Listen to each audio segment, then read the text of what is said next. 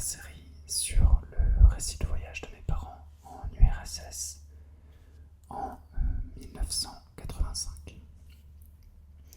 Alors lors du premier épisode, nous avions parcouru leur première journée. Donc pour rappel, ils sont partis du nord de la France et lors d'une journée de voyage, ils sont donc arrivés, si je me souviens bien, jusqu'à Prague.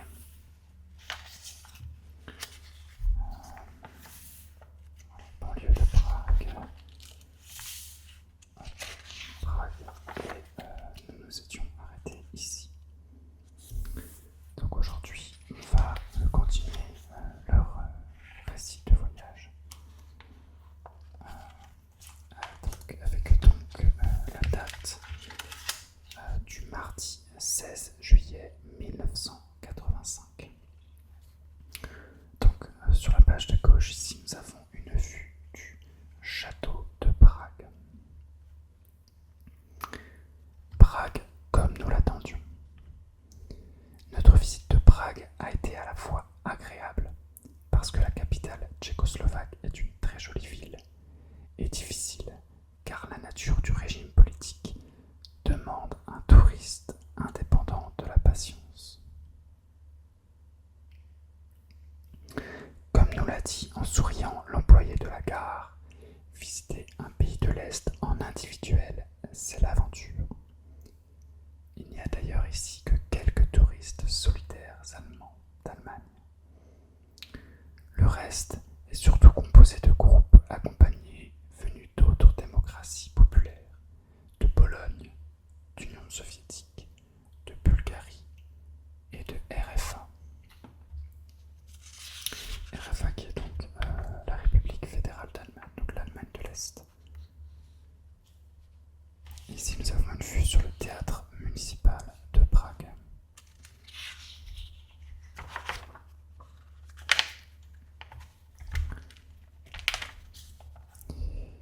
Nous avons pu ainsi vérifier un certain nombre d'idées que l'on se fait à propos des pays d'Europe de l'Est, mais aussi en affirmer 2 ou 3. Les queues devant les magasins d'alimentation, par exemple, ne sont pas si longues que l'on pourrait s'y attendre, qu'on aurait pu s'y attendre. Les boutiques sont surtout mal achalandées. La viande, le chocolat, les fruits sont rares et chers.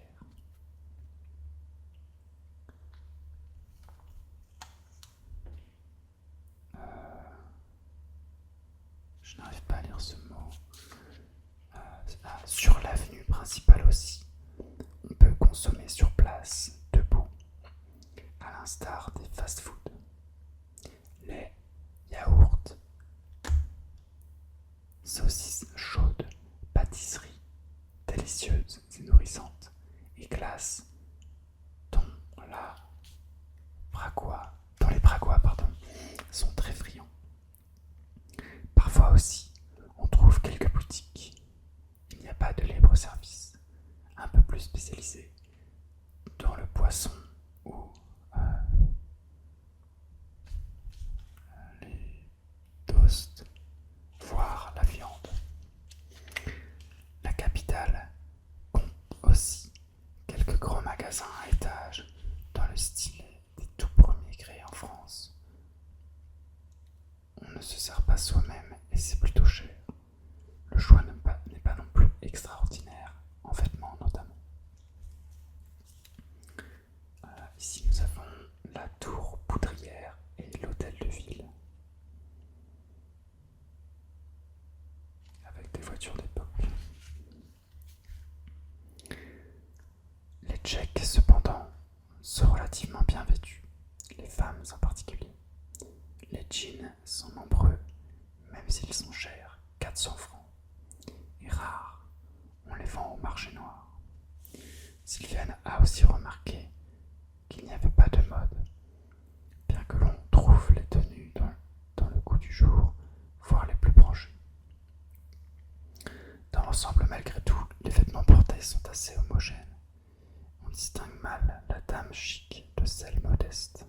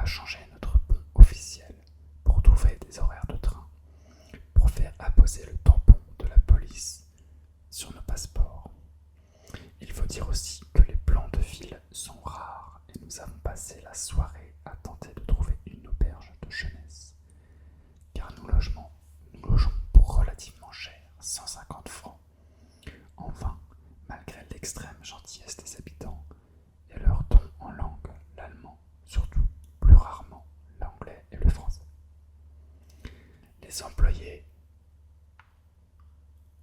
en surnombre évidemment, mettent quant à eux davantage de mauvaise volonté, sauf exception réconfortante.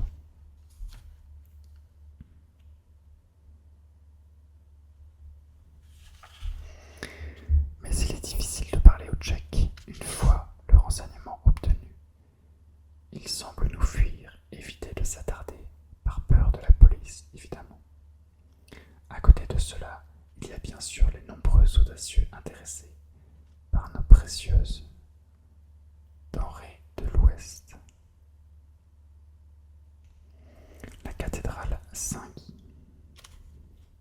C'est vrai que ça a la tête d'une jolie ville. L'influence directe de l'Union soviétique nous a paru plutôt faible à nous, fermés aux médias de langue tchèque. Les films sont en majorité soviétiques et dans les inscriptions en langues étrangères, le russe vient systématiquement après le tchèque. Le communisme lui-même ne s'affiche pas outre mesure. Les placards édifiants restent cantonnés dans des vitrines modestes. Il y a beaucoup de librairies, de centres culturels, de musées, mais le marxisme n'y occupe pas une place prépondérante. Le plus marquant, ce sont sans doute les banderoles rappelant le 40e anniversaire de la libération. Nous n'avons vu qu'un seul groupe de jeunesse communiste. Ici, la vieille ville. Enfin, bien des choses paraissent vieillottes.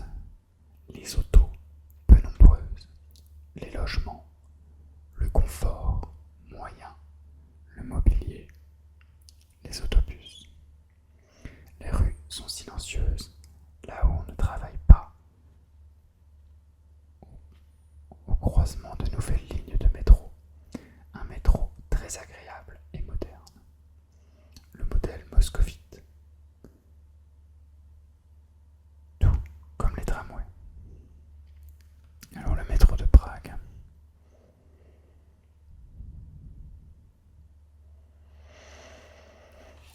Alors ici nous avons une note en bas de page qui fait référence au modèle moscovite.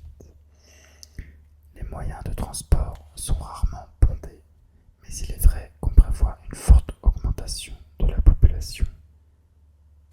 Et de la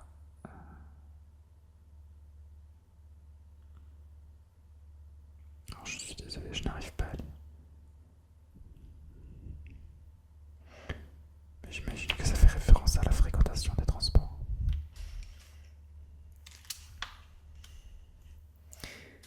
Et Prague elle-même, c'est une cité d'une très grande richesse architecturale, une authentique capitale à l'image du pont Charles aux multiples statues, construit en 1357 sur la Vltava par le roi de Bohême et empereur germanique Charles IV, qui fit de Prague, en l'étendant sur l'autre rive, la plus grande ville d'Europe à son époque.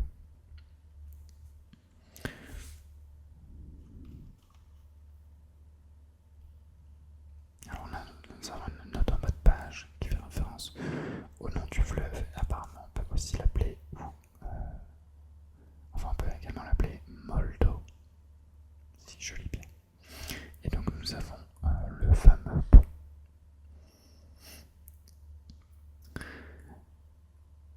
Nous nous sommes contentés aujourd'hui de la vieille ville, sur la rive droite, avec la place de la République, où, au pied de l'horloge astronomique de l'hôtel de ville, entre les églises gothiques et baroques, fut proclamé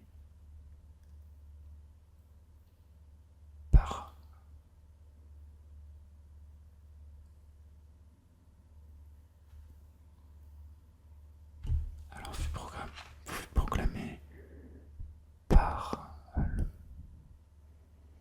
alors je n'arrive pas à lire ce mot,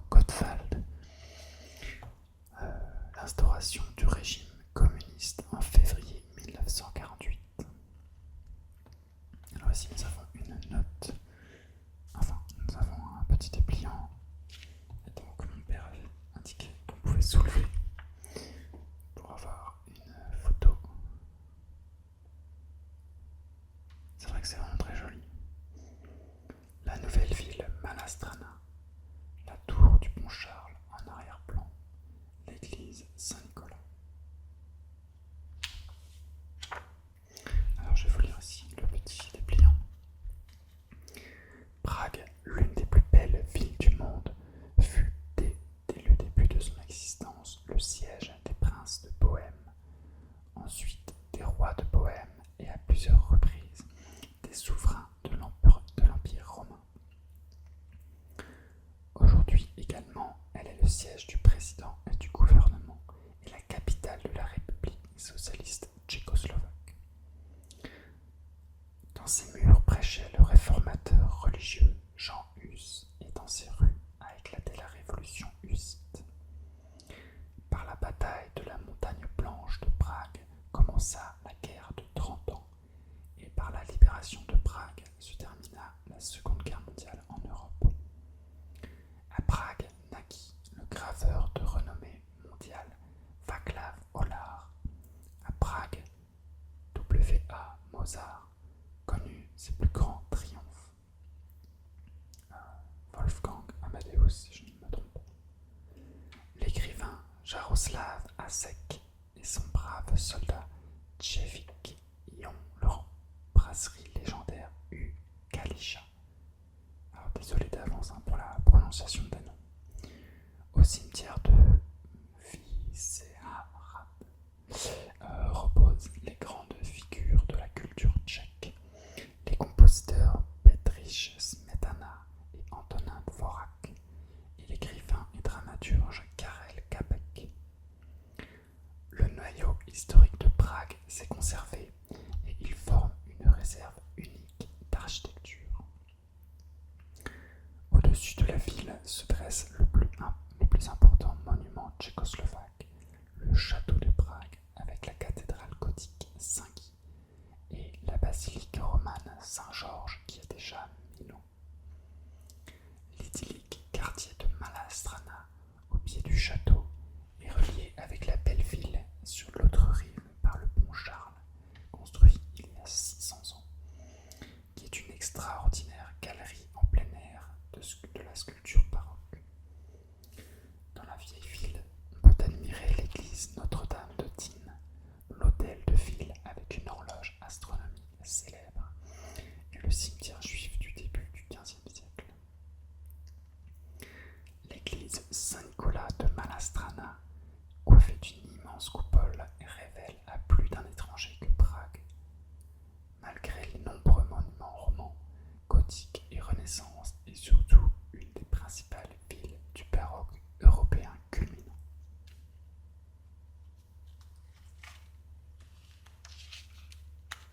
Voilà, si vous voulez revoir la photo. Alors si vous entendez des petits bruits, j'ai un chat sur les genoux.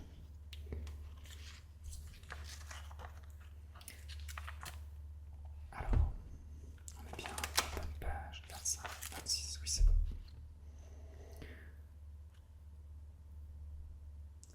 Alors ici, je vais lire en anglais parce que je ne sais même pas quelle langue c'est, honnêtement. Through Socialist Prague, dans le Prague socialiste, j'avais pas vu, c'était en français juste en dessous. Ici c'est Václavské náměstí, sur la page de gauche. Alors, Prague adore les tours poudrières, tour d'Ali Borka, je ne suis pas sûr de ce mot, tour du pont Charles, les clochers et les statues qui ornent les nombreuses maisons de 4 à 5 étages et édifices publics du XIXe siècle. Ceci rappelle un peu Vienne et donne une teinte jaune dominante. Hélas, encore trop souvent noircie, en dépit des multiples échafaudages élevés pour nettoyer les façades. De cette époque datent les Champs-Élysées de Prague, Václavské náměstí, grande avenue rendue évidemment sympathique par ses pâtisseries et boutiques d'alimentation. Donc c'est la photo qu'on voyait à gauche.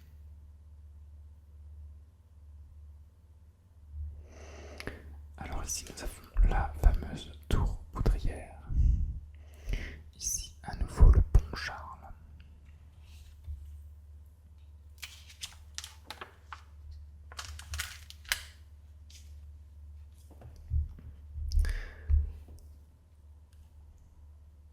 Le quartier juif, ancien ghetto, a malheureusement été détruit au siècle dernier. Il n'en subsiste plus que les nombreuses synagogues, parfois étonnantes, comme celle bâtie à l'espagnol, parfois émouvantes, lorsqu'elles servent de musée à la mémoire des enfants morts au camp de concentration. Le cimetière juif, aux 12 000 tombes entassées sur un espace extrêmement réduit, a quant à lui gardé un charme étrange. Donc nous avons des photos du quartier juif. La synagogue Maïsel, le vieux cimetière juif, la synagogue de Pincas, la synagogue espagnole. Oula, la photo est décollée. Il faudrait la recoller. Et la chapelle Bethléem.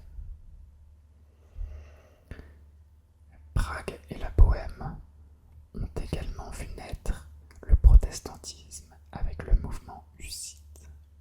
Nous avons visité, puis écouté la répétition d'un concert de musique baroque dans la chapelle de Bethléem où Jean Hus prêcha la réforme, mouvement autant religieux que nationaliste, sinon révolutionnaire, où la Tchécoslovaquie soviétique trouve habilement son compte.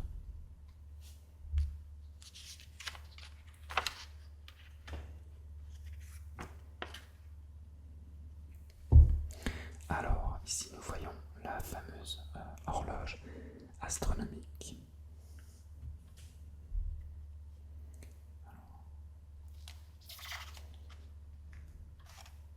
J'espère que vous voyez bien que vous n'avez pas de reflet, parce que je ne vois pas ce qui se passe à la caméra.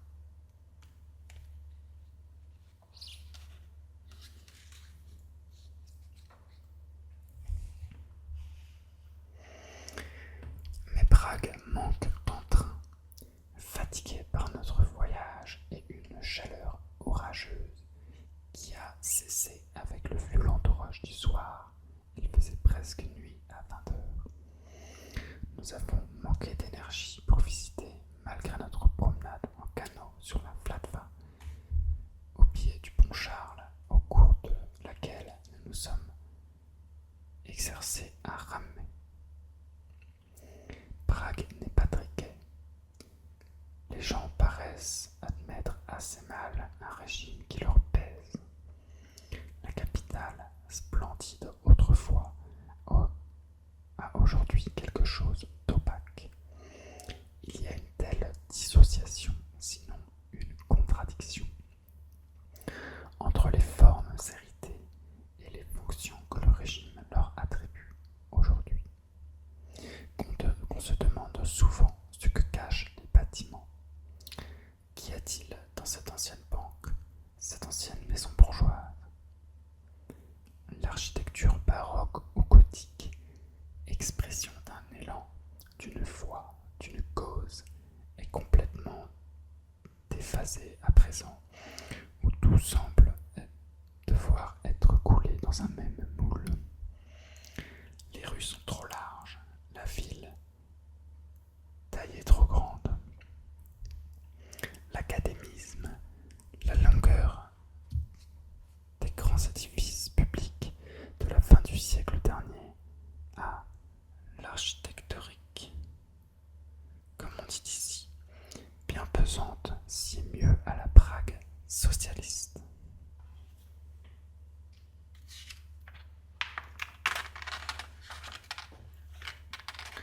Alors, à nouveau, le Pont Charles et la cathédrale Saint-Guy.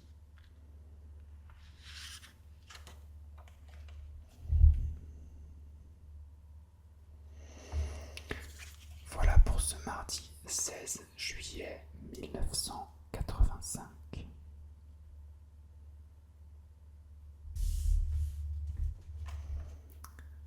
Alors passons au mercredi 17 juillet 1985.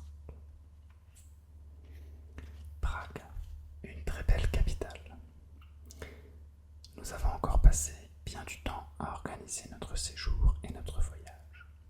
Renseignements pris, nous avons été bien étonnés d'apprendre que les auberges de jeunesse de Prague sont aussi chères que notre logement et en plus éloignées du centre. Constatation bien déshonorante pour une démocratie populaire. Il nous a fallu aussi nous renseigner où les postes nous renseigner sur les postes frontières ferroviaires et l'heure des trains, ce qui n'a pas été simple. Ces démarches nous ont tout de même permis de poursuivre notre visite de Prague, qui est une très jolie ville. Nous avons découvert aujourd'hui l'autre rive de la Vltava. Pour nous rendre au Pont Charles, nous sommes passés devant le Théâtre national et le Musée national, deux imposants bâtiments néo-renaissance caractéristiques de la fin du siècle dernier, énormes et plutôt noircis. Le nouveau théâtre est très moderne et l'on y joue un peu tous les genres et tous les auteurs, mais les dramaturges tchèques et Tchekhov sont les plus représentés. Alors, le théâtre à gauche et le musée à droite. Le théâtre, le musée.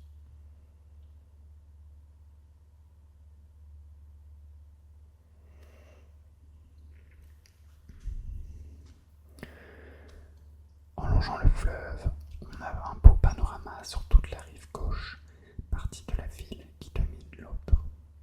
Cette nouvelle ville commença à être construite sous le règne de Charles IV au XIVe siècle, mais son usage d'aujourd'hui est essentiellement marqué par l'art baroque, surtout religieux, église Saint-Nicolas très grande, Notre-Dame des Victoires, Notre-Dame sous la chaîne, etc.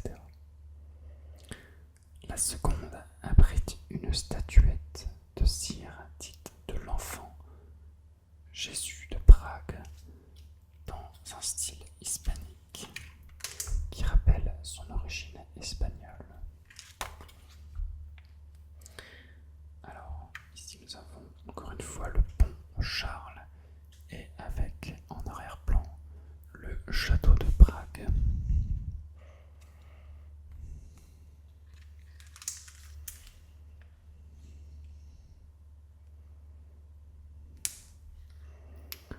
Alors ici nous avons l'église Saint-Nicolas.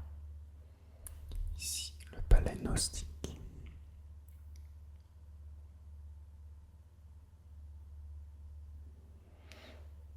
Il a une vue à gauche sur la ville. Enfin, j'imagine que c'est Prague.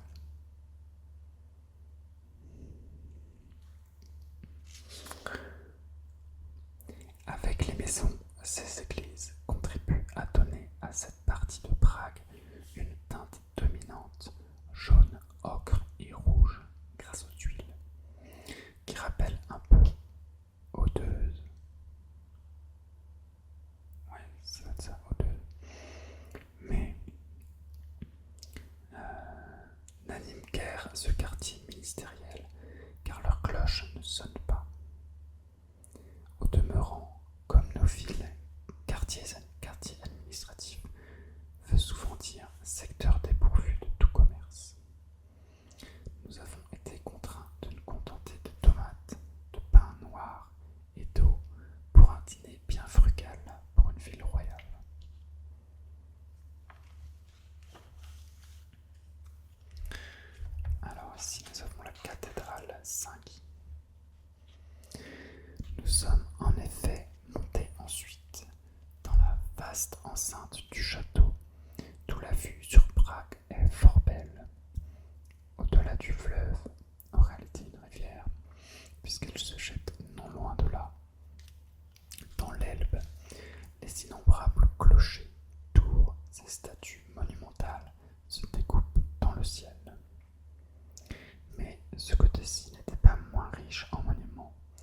restaurés ou conservés. Alors, avant de passer à la page suivante, ici nous avons la ruelle d'or.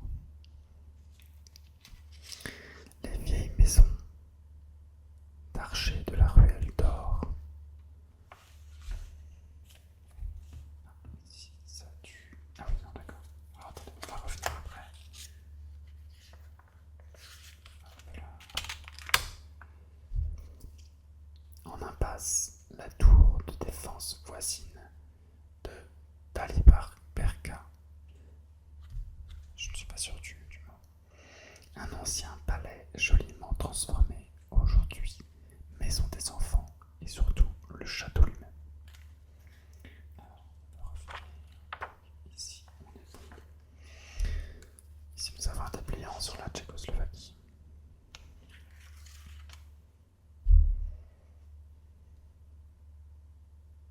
C'est vrai que ça a vraiment l'air d'être une belle ville.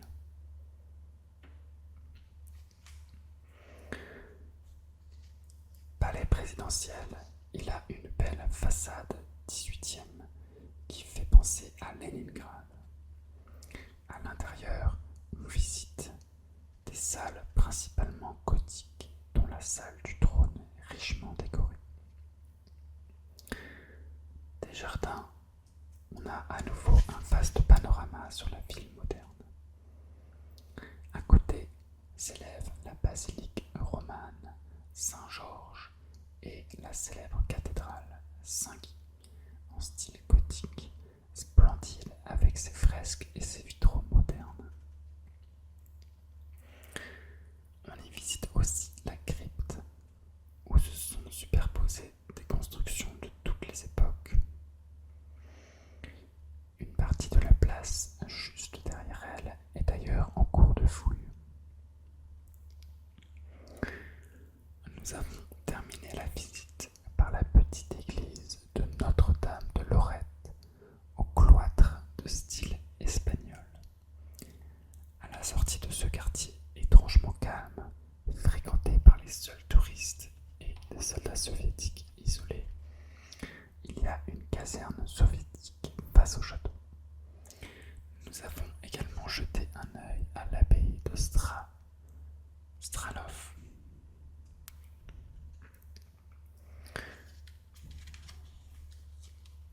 Pour retourner sur la place Vaklavski,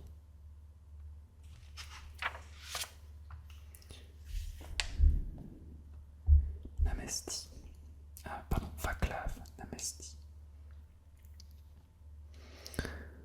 Sympathique et pimpante avec ses parfumeries et ses bijouteries. Nous avons pris le tramway puis le métro, rapide et spacieux, pour lequel on construit de nouvelles lignes qui font de certaines artères de Prague un grand chantier.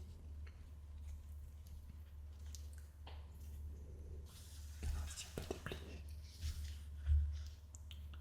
Ah bah c'est la grande artère qu'on voyait tout à l'heure déjà.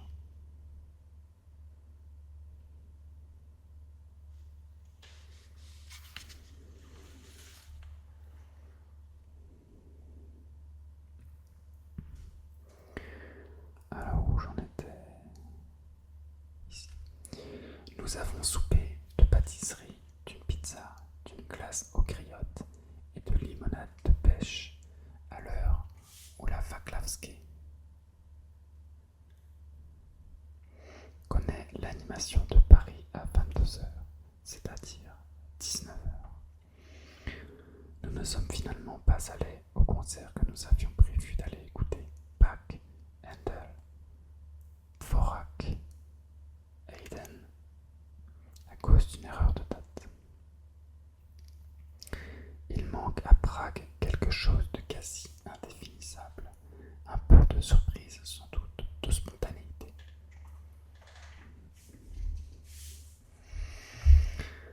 La ville est silencieuse dès qu'a cessé le travail. Bien des bâtiments monumentaux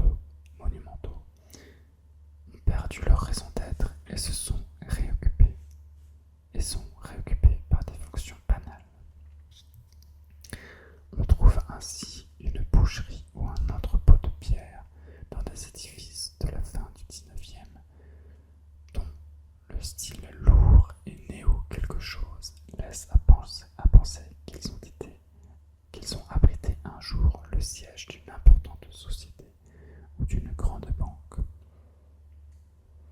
Mais Prague est finalement sympathique.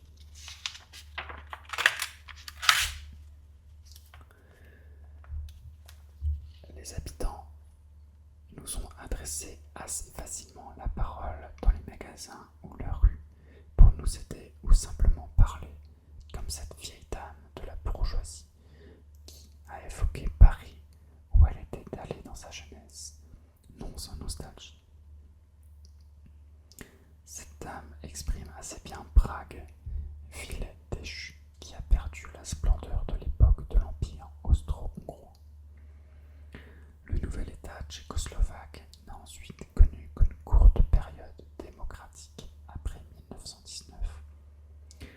Le pouvoir est vite allé aux fascistes avant l'annexion et l'occupation allemande, auquel a rapidement succédé la dictature communiste commanditée par l'URSS. Ces aléas de l'histoire laissent des traces. Notre brave propriétaire, Vera Klimankova, j'espère que j'ai bien prononcé, ne nous a-t-elle pas demandé de fermer la porte en quittant l'appartement, ajoutant simplement en guise de justification Police.